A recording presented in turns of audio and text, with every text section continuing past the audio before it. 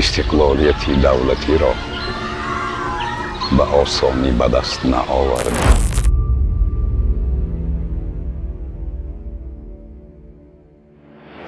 برای رسیدن به استقلالیت ما عزیزانمان را از دست دادیم.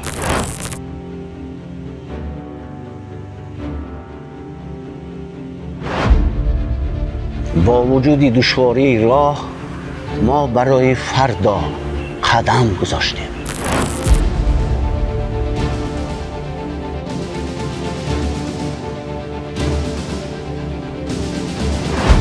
سی و یک سال مهنتی حلال و صادقانه.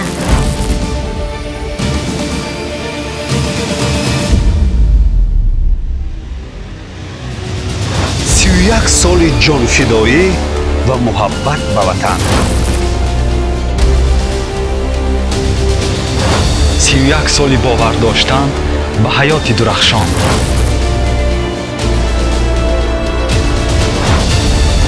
در 31 سال با این نعمت‌ها ما به استقلالیت کامل رسیدیم.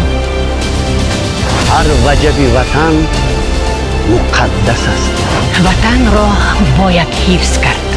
استقلالیت را قدر کردن و وطن را آباد نمودن وظیفه هر یکی ماست.